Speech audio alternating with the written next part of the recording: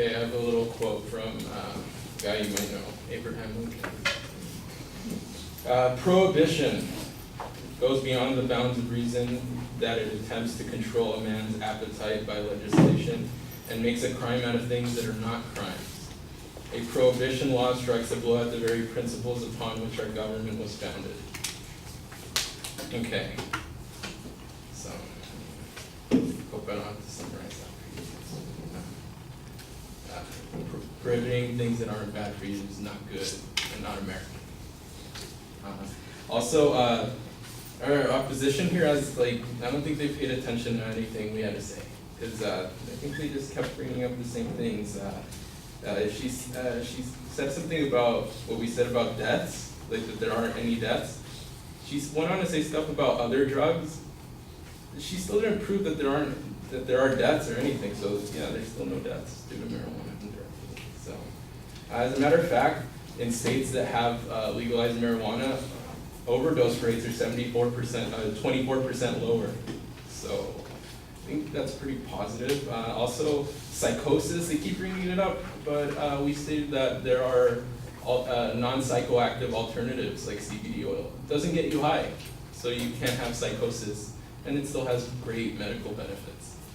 So just that. And then as far as she said, we didn't cite the thing with the teens that in the states that have legalized marijuana. It's the Cato Institute, by the way. Sorry, just in case you guys didn't get it last time. That shows that states with medical marijuana have no more teens using it recreationally. And and then also a while back they said that there's no need to change the schedule because there are holistic alternatives like tree bark or something like that. And it's like plant-based, and that's why it's good. Marijuana is a plant. It's a plant. So it's all, tree bark. Okay. And then also, you can go on, trusting the FDA. All these FDA drugs have all these crazy side effects, cause liver cirrhosis, almost every single one of them. And then you need more medications to go on top of them, so you just keep stacking. It's I don't know, I hope you guys never have to actually follow a prescription, because it's awful. It's all of a sudden, oh, something else went wrong. Now I have to take this other prescription.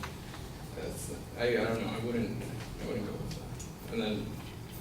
And then she goes on to say that there should be more studies. I agree, good, there should be more studies on marijuana. That's why it should be moved from Schedule 1 to Schedule 3, so it's easier for scientists to acquire it and use it federally.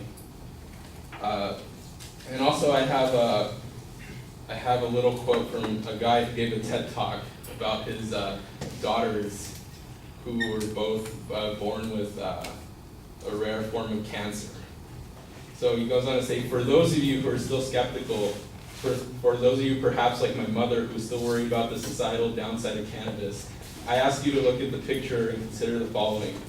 By limiting access to cannabis for parents like myself, you're forcing me to make a decision between the lives and well-being of my children and going to jail. How is that a fair or rational set of thinking in modern society? So I think it's a fair point. This guy chooses between the well-being of his children, who greatly benefit from CBD oil, which is also non-psychoactive. His daughters aren't getting crazy wasted, they're getting treatment that isn't so harsh on their bodies. And he's just trying not to go to prison. He's trying to get more research. He's trying to save his daughters' lives, and this is the case for a lot of people.